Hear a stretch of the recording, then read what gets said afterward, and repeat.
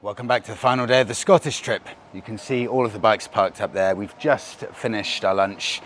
I've swapped bikes just for the day, so instead of being on the Himalayan, I'm now on the Interceptor. I think it must have been it's got to be 1 or 2 years since I've last been on an Interceptor, and it feels, compared to the Himalayan, like a rocket ship. We've got another 3 hours riding to go.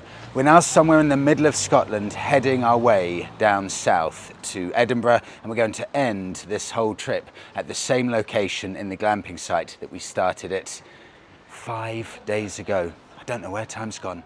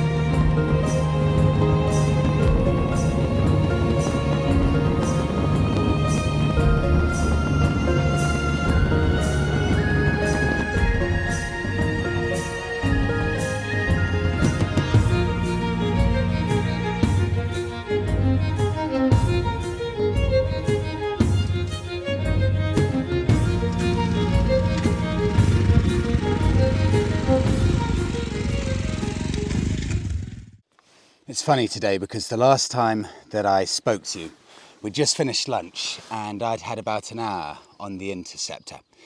And about 10 minutes after I spoke to you, Jason, the American gentleman who had the Himalayan, he had a change of heart and he said, "Freddie, do you mind if I take the Interceptor back? Because I miss the extra power that the Interceptor has." And you know what? I was about to ask Jason the exact same thing, because I've fallen in love with the Himalayan. I don't care about the 20 horsepower less that it has over the Interceptor.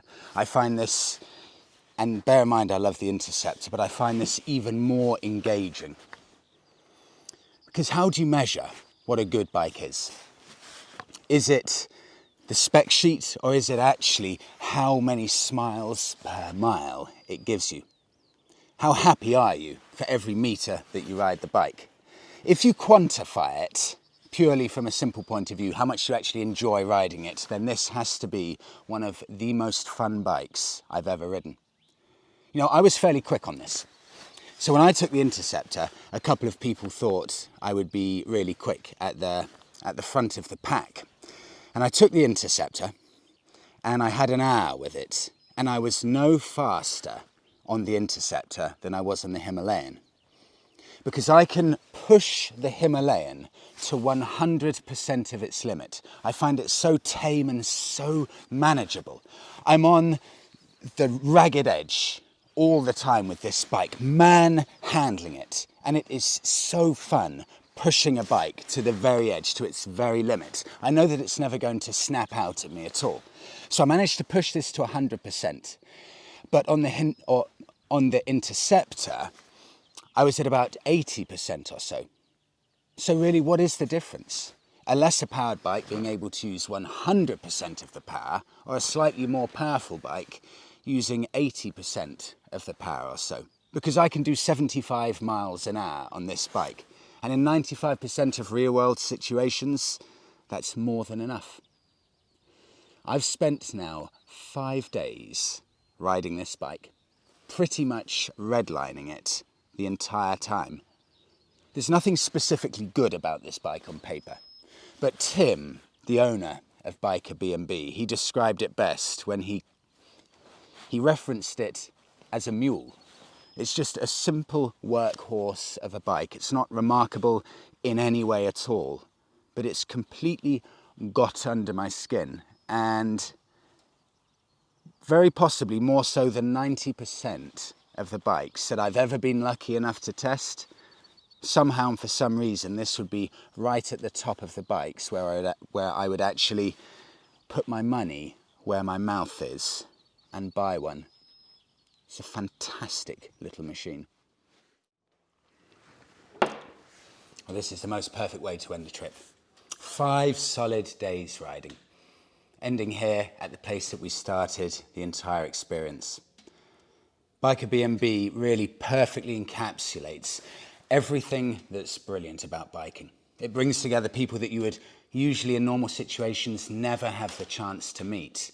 For these past 5 or 6 days, we've had Americans, Dutch, Scots, and English. 4 different nationalities, men, women, younger and older, all coming together and sharing the one common passion of biking.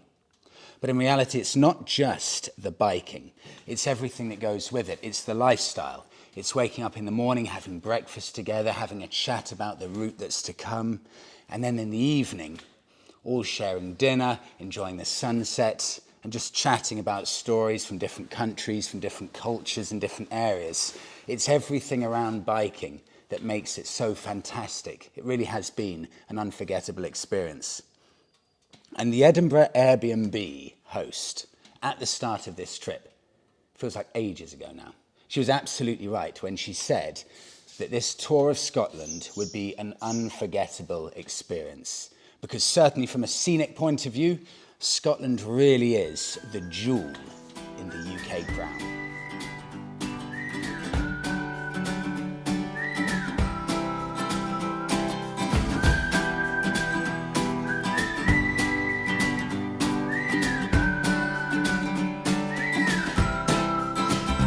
I wanna wander out of the valley where the river takes us far away from home. Time to ponder in the fields around me, where there's nothing but the breeze and the great unknown. Leave your worries